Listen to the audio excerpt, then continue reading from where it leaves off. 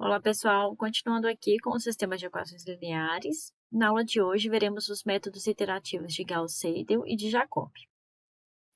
Os métodos iterativos, ou de aproximação, eles fornecem uma alternativa aos métodos de eliminação que vimos até agora, né? Então, a gente viu o método de eliminação de Gauss com pivotação parcial, né? E sem pivotação, que é o escalonamento normal.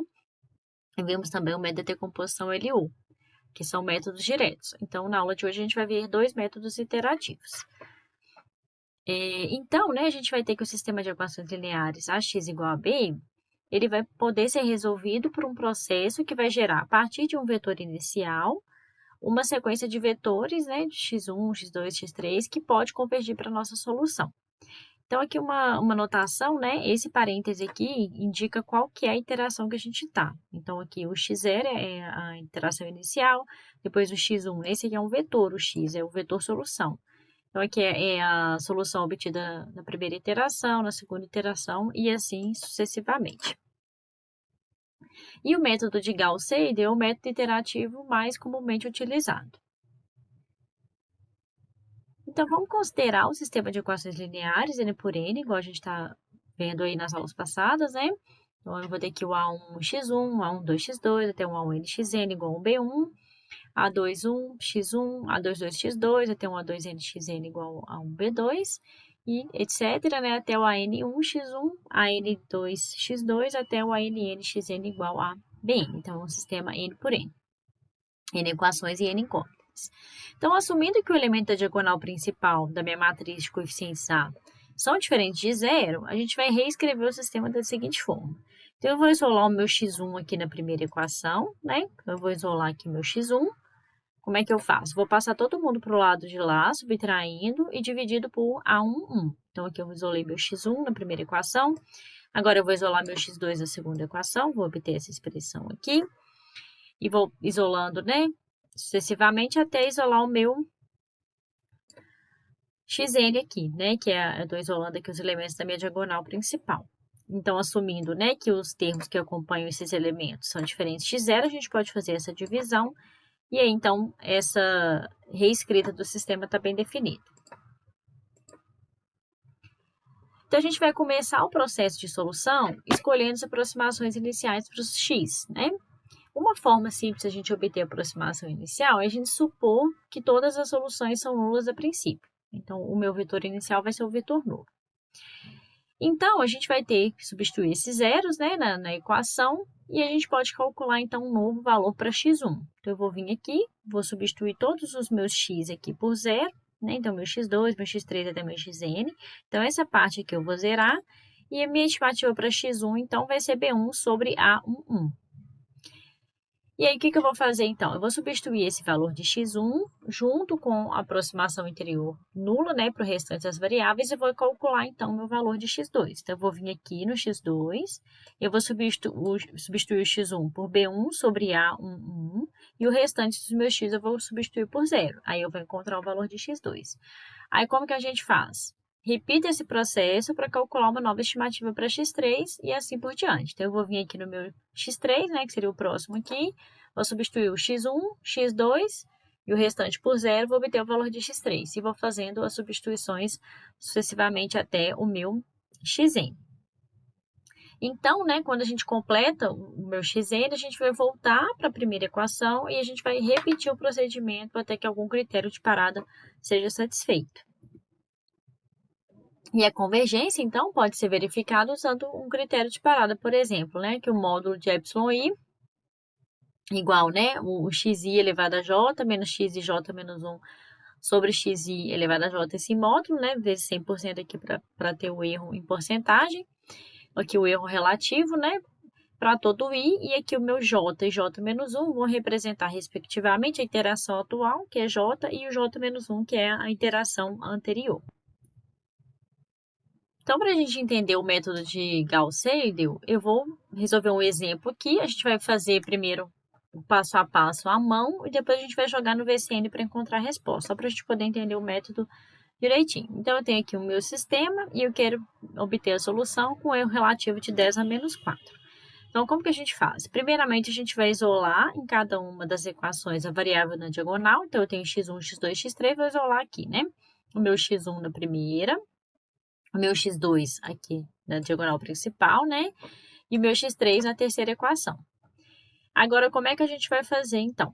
Eu vou supor que o x2 e o x3 são iguais a zero, eu vou encontrar o x1. Então, eu substituo aqui por zero, meu x1 e meu x3, vou obter, então, que o meu x1 é 7,85 dividido por 3, que é aproximadamente esse valor aqui.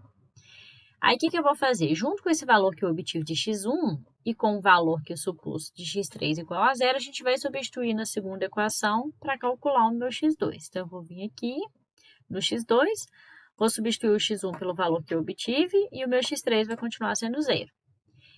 E aí, né, encontrei esse valor aqui para x2 de menos 2,79. E agora eu vou completar a primeira iteração substituindo o valor x1 e x2 na terceira equação. Então, a gente obteve aqui o x3, substituindo aqui o x1.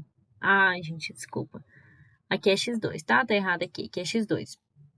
Substituindo o x1 e o x2.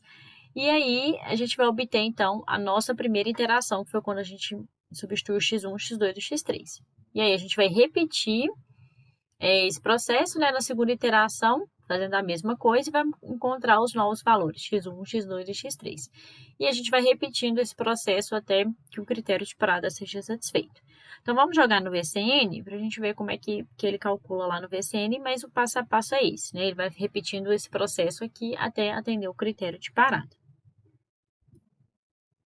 E as formulações, então, com erro relativo, em geral, eles vão fornecer uma estimativa conservadora de convergência. Então, quando elas são satisfeitas, a gente garante que o resultado é conhecido pelo menos dentro da tolerância especificada por epsilon. No nosso caso aqui, o epsilon é igual a 10 a menos 4, né, que é o meu erro relativo. Então, vamos jogar no VCN para encontrar a solução desse sistema pelo método de Gauss-Seidel. Então, pessoal, a gente vai vir aqui, né, abrir o VCN, a gente vai vir em sistemas lineares métodos iterativos. Aqui a gente vai selecionar o Gauss-Seidel e aqui a gente vai colocar a ordem do sistema que é 3. E a precisão é 10 a menos 4, que já está aqui. Agora a gente vai digitar a nossa matriz A e a nossa matriz B e aqui o meu vetor inicial. Então, aqui, pessoal, a gente veio, né, Gauss-Seidel, coloquei a ordem do sistema que é 3, a minha precisão, que é 10 a menos 4, e aqui eu marquei o erro relativo, né, que é o xn menos 1 sobre o módulo de xn menor que a precisão. Aqui o meu vetor inicial, né, que é o vetor nulo, coloquei a minha matriz A e a minha matriz B, que é depois do igual. Então, eu vou executar aqui o passo a passo. Então, vou pedir para calcular. Então, primeiro, minha primeira iteração, a segunda, a terceira, e aqui ele precisou, então, de 4 iterações, né? Então, a solução do nosso sistema seria aqui, então, o x1 aproximadamente 3, o x2 menos 2,5 e o x3 aproximadamente igual a 7 aqui, né? E esses valores de 3, menos 2,5 e 7 são os valores, então, reais, quando você faz, né, utilizando outro método, sem ser o método iterativo, são os valores que o meu sistema converge mesmo, né? Então, aqui a gente mostrou, né, fizemos anteriormente como que é o passo a passo, e aqui ele vai, então, substituindo, né, o valor na primeira iteração, acho o x1, substitui em x2, acho x2, substitui em x3 e assim sucessivamente. Então, pessoal, à medida que cada novo valor de x é calculado pelo método de Gauss-Seidel, ele é imediatamente usado na próxima equação para determinar o outro valor de x. Então, né, se a solução estiver convergindo, a melhor estimativa disponível será empregada. Uma abordagem alternativa, que é chamada de iteração de Jacob, ela utiliza uma tática um pouco diferente do método de Gauss-Seidel. Então, em vez de a gente usar os últimos x disponíveis, né, e substituindo, encontros e vou substituindo na equação de baixo, o método de Jacob, o que ele faz? A partir da aproximação inicial, então eu tenho aqui o meu vetor inicial, né, que é denotado aqui como sendo x0, como que a gente calcula as próximas iterações? Então, a gente isolou, igual a gente tinha no método de Gauss-Seidel, a minha diagonal principal, e aí a gente vai calcular, então, os meus xk, substituindo a estimativa anterior, né? Aqui a gente não faz no cálculo o x1 e substitui no x2. A gente calcula o x1, x2, xn, e aí o meu próximo passo que a gente substitui os valores que a gente obteve anteriormente. Então, né, conforme os valores são gerados, eles não são imediatamente usados, mas eles são guardados para a próxima iteração. Então, aqui, por exemplo, se aqui fosse tudo zero, eu ia usar e achar meu x1, que ia ser b1 sobre a11, meu x2, que seria o b2 sobre a22, todo mundo vai ser zero, etc., até meu xn, que seria o bn sobre ann. Então, a gente vai substituir o x1, x2 até o xn, vai ser, então, substituído na minha próxima iteração, que seria aqui, né? Então, no meu x2 aqui, né, seria, então, o b1 menos a12, o valor do meu x2, que eu obtive anteriormente, que é o b2 sobre a22, e assim por diante. Aí você vai repetindo esse processo. Então, calculou todo mundo, primeira iteração, substitui a segunda iteração e assim sucessivamente. Embora, né, haja alguns casos para os quais o método de Jacob ele é útil, a utilização das melhores estimativas disponíveis no método de Gauss-Seidel, em geral, vai tornar, então, esse método preferido em relação ao método de Jacob. Aqui, então, tem uma figura, né, ilustrando a diferença entre o método de Gauss-Seidel e a interação de Jacob.